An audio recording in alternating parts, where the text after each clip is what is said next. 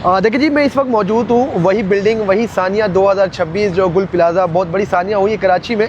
आज जो है तकरीबन 7वां रोज़ गुजरने को है। मेरे साथ जो एक कराची में सीनियर साफ़ी है वजाहत आबदी साहब है। ये जो है इस गुल प्लाजा में पोस्टमार्टम कर चुके हैं। ये इस बिल्डिंग पर जो आग लगी, किसकी नाअहली थी, किसकी गलती थी। हमारे साथ सीनियर जर्नलिस्ट मौजूद है वजाहत आबदी साहब। मुझे बताइएगा, पोस्टमार्टम कर आ गए आप, ये बताइएगा किसकी गलती है, किसकी कोताही है। देखिए, मैं आपको सबसे पहले आयान बताऊं कि ये जो बिल्डिंग है इसके अंदर आग लगने का जो सानिया पेश आया, उसके ऊपर जो चीदा आपको 5 नाम बताता हूं, वो इसके गफलत के मुर्तकिब हैं। उन 5 लोगों के खिलाफ FIR कटनी चाहिए, उन 5 लोगों को गिरफ्तार करना चाहिए और उन 5 लोगों के खिलाफ कानूनी कार्रवाई करके उनको गिरफ्तार करके जेल में डालना चाहिए।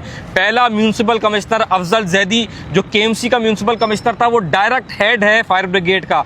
उसकी जिम्मेदारी है, पिछले कई सालों से वो फायर ब्रिगेड को हेड कर रहा है। वो इस सानिया के वक्त यहाँ पर आया था, आधे घंटे रुका और चला गया, जबकि यहाँ 100 लोग जलते रहे, मरते रहे। मगर अफसोस कि आज 7वां रोज है, वो यहाँ पे दोबारा नहीं आया, उसको सीट से हटा दिया गया, मगर FIR दर्ज नहीं की गई। दूसरा इस गफलत का मुर्तकिब है MD water board Ahmed Ali Siddiqui. उसकी जिम्मेदारी थी, हंगामी सूरत-ए-हाल नाफिज थी, यहाँ पे हिदायत दी गई थी कि यहाँ पे पूरी रात 24/7 पानी फराहम करना है। मगर रात 3 बजे से 4 बजे के दौरान हमने देखा यहाँ पे लोग मुस्तइल हो गए। फायर ब्रिगेड की गाड़ियों ने काम छोड़ दिया, उनके पास पानी मौजूद नहीं था, जिस पर आवाम ने इनके ऊपर पथराव किया और ये लोग अपनी शर्टें उतार के DC ऑफिस में छुपा रहे थे। जिसके बाद रेंजर ने रेस्क्यू किया और लोगों को यहाँ से हटाया और उसके बाद अमल एक बार फिर रेस्क्यू का शुरू हुआ। तीसरा मुर्तकिब है इसका बिल्डर, जिसने 1980 में इसकी तामीर की। इसमें गैर कानूनी 171 के करीबन 79 के करीब दुकानें तामीर की। इसके पार्किंग एरिया के स्पेस को बंद किया, दुकानें बनाई, इसके कॉरिडोर्स को बंद किया, दुकानें बनाई।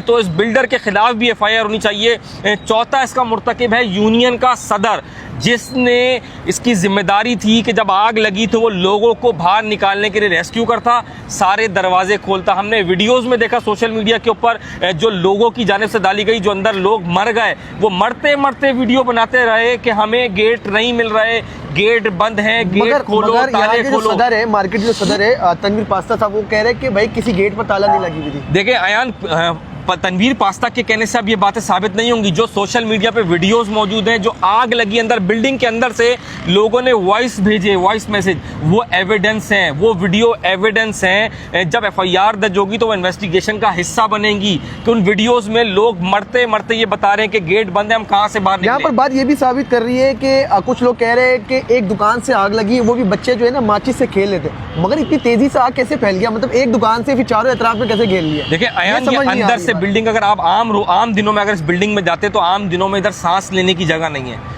इतनी कंजस्टेड ये बिल्डिंग थी, इतनी कंजस्टेड ये मार्केट थी कि एक मार्केट की दुकान से दुकान मिली हुई थी, सामान से सामान मिला हुआ था। जब वो फूलों की दुकान में आग लगी तो प्लास्टिक सबसे खतरनाक केमिकल होता है, ये प्लास्टिक की आग सबसे डेंजरस होती है। ये तेजी से फैली और इसने सबको अपने लपेट में ले लिया जितनी तेजी से। मगर जिम्मेदारी उस टाइम पे यूनियन की थी कि वो सारे दरवाजे खोलते, सिक्योरिटी गार्ड्स को बोलते कि लोगों को एक्सेस दो, लोगों को निकालने के लिए रास्ते दिखाओ। मगर इन्होंने क्या किया, स्ट्रीट लाइट्स बंद कर दी, सारी अंदर की सारी लाइटें बंद कर दी और दरवाजे बंद थे, दरवाजे नहीं खोले, जिसकी वजह से लोगों में पैनिक क्रिएट हो गया। आग लगने की वजह से लोगों को रास्ते नहीं मिले। जब वो निकलने की कोशिश की, उन्हें जब गेट के पास पहुंचे तो वो रास्ते बंद थे, दरवाजों में ताले लगे हुए थे। भाई, यहाँ पर एक और बात साबित कर रही है, जो सोशल मीडिया में बात गर्दिश कर रही है। लोग कह रहे हैं कि जब गाड़ी महफूज है टॉप फ्लोर पे, तो अगर जाने वाले रास्ते में अगर ताला नहीं होता तो लोग ऊपर चले जाते।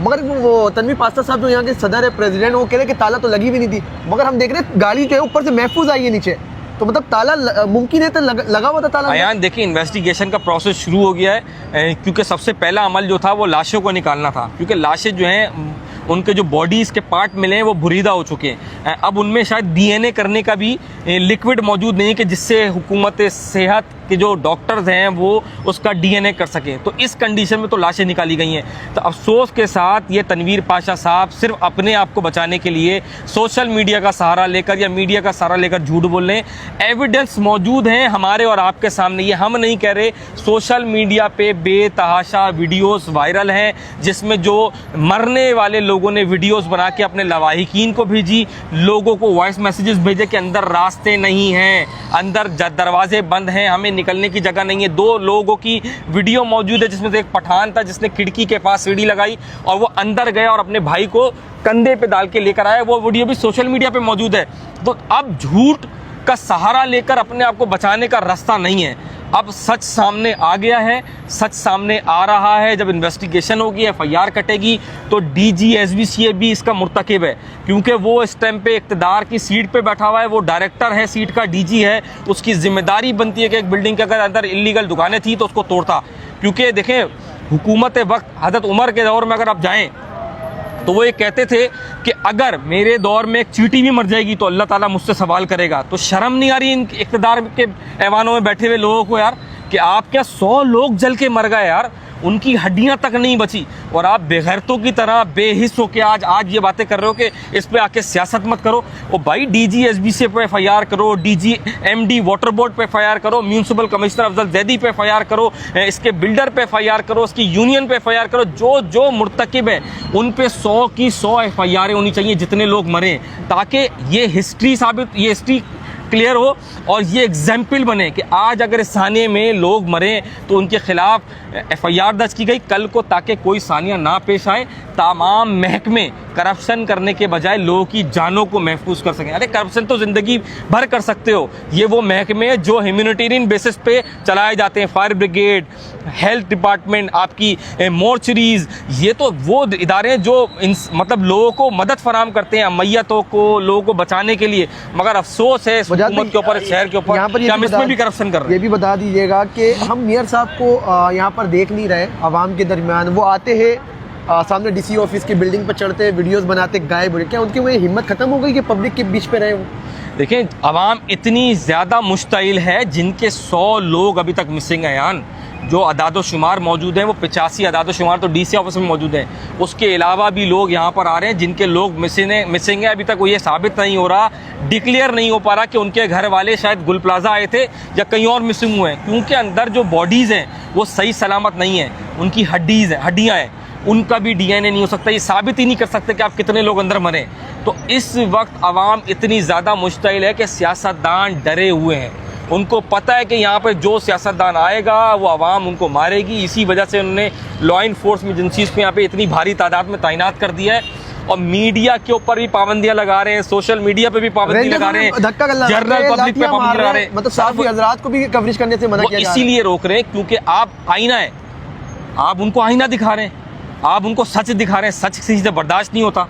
जब सच बर्दाश्त नहीं होता तो दुनिया तक ये बातें जा रही हैं। आज आपकी बात आपके दिखाने की वजह से, हमारे दिखाने की वजह से CNN, BBC, अल जजीरा, आज दुनिया का इंटरनेशनल मीडिया आपको दिखा रहा है कि आपके मुल्क में 7 रोज़ गुजर चुके हैं। एक गुल प्लाजा का जो सानिया हुआ है, ये गुल कब्रिस्तान बन चुका है। अब ये गुल प्लाजा नहीं है, गुल कब्रिस्तान है, जो दुनिया भर में आपकी शर्म और बेगैरती और बेहिसी का लास्ट में ये बता दीजिएगा, इस कंडीशन पर, इस इंसिडेंट पर मियां साहब भी बराबर की शरीक गलती में? देखिए, इस टाइम पे हुकूमत सिंध मुकम्मल गिल्टी है, पूरी हुकूमत सिंध गिल्टी है, क्योंकि रेस्क्यू 1122 भी आपकी प्रिपेयर नहीं है। हुकूमत सिंध के तमाम महकमे गिल्टी हैं, वज़ीर बल्दियात गिल्टी हैं, हर शख्स इसमें शामिल है जो रिस्पॉन्सिबल है इस तरह की एक्टिविटीज़ को प्रोटेक्ट करने का और उसको बचाने का। तो वो हर शख्स जिम्मेदार है। सबसे पहले तो CM सिंध को इस्तीफ़ा देना चाहिए भाई, वो रिस्पॉन्सिबल है, वो कमांडर है, कैप्टन है सूबे का।